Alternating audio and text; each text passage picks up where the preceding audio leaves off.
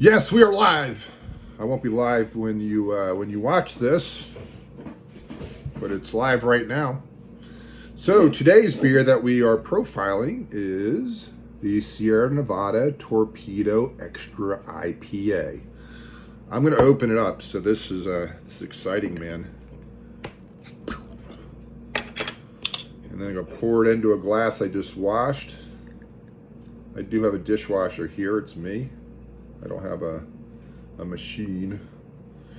I kind of live in a budget townhouse, and when they built the place, they didn't provide space for certain amenities, dishwasher being one of them. So this is in a dogfish glass, which is a good, obviously, microbrewery. It's pretty macro at this point. It's allied with Boston Beer Company, which is the maker of Samuel Adams, among other beverages. They also do Angry Orchard, I think, and Twisted Tea and some other stuff, which tend to be popular with the younger crowd. The young crowd will come along eventually and embrace beer, we hope. So here's some factoids about this beer. I will look at the label so I'm accurate. It's about 7.2% alcohol ABV, so that's pretty typical for an IPA, maybe a little bit higher. There are some that are higher than this. It does a hopping technique called dry hopping, which is during the fermentation process. They have like a cylinder of hops that they run not water through, but divert in the fermentation. I mean, it's partially water. And it's not at the boiling temperature, because the fermentation typically for IPAs probably somewhere in the mid 70s. So what it does is it extracts flavor and aroma from the hops, but not bitterness.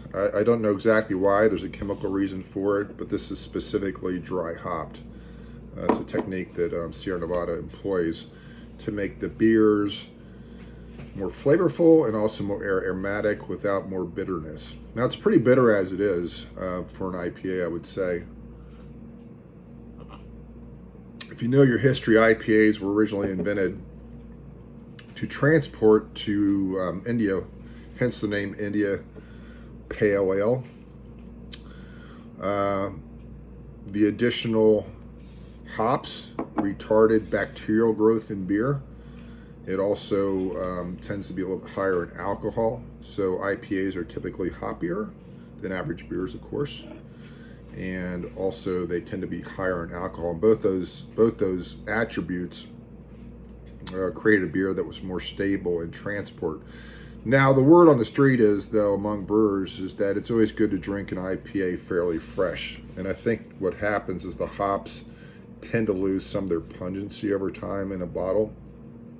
I don't know that for sure, but typically if the fresher the better with IPAs, although I can't say that I notice much difference if I wait on this stuff. Here's what my strategy is on some of these higher costing cases. This case would normally cost probably in the range of $37. I go to a distributor of distributors, and sometimes they put cases out on the sale rack which are past the expiration date. And in most cases, the kind of beers I buy are pretty good over time. They don't get worse, they often get better. So buying them, as long as they've been stored properly on the sale rack for expired cases, is a good idea.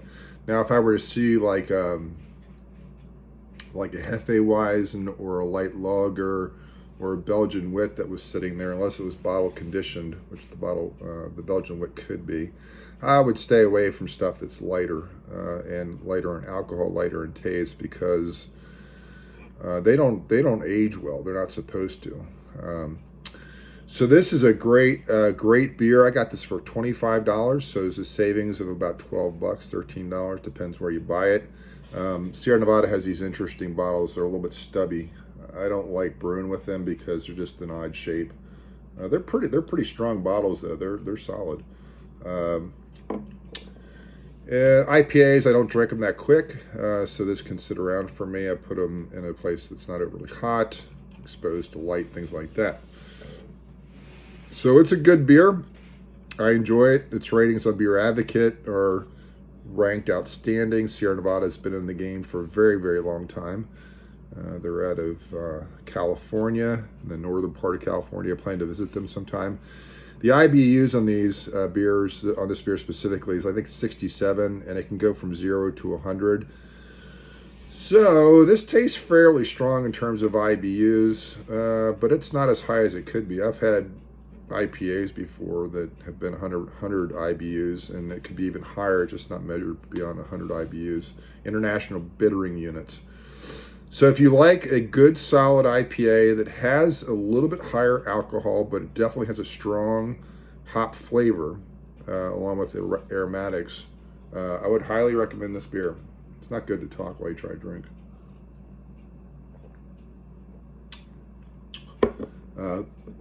It's a little bit maltier, but you can tell by the kind of the amber color. It's got that beautiful IPA glow that I like. I don't like an IPA that doesn't have a lot of malt in it. Like if they compromise the malt thing to make it hoppier tasting. Yeah, I really need both. It's kind of like a counterbalance. Like, you know, when you eat Thai food, it can be spicy, but it's also creamy because it has coconut milk in it. Or Indian food that has yogurt plus like spicy elements like cumin and some of those other things. It's really the combination that makes the IPA work for me. And if it's too heavy on the hop side with a kind of a clearer malt, it doesn't have the balance. You know, it can be hoppy, but it also should be, it's like a seesaw. These two elements should be kind of roughly parallel, in my opinion. So when I brew IPAs, I make them that way. I make them strong malt, strong hop flavor, and then the alcohol tends to be a little bit higher because I think that helps the flavor also. So that's my analysis for today. Hope you all are doing well. We will see you down the road of life.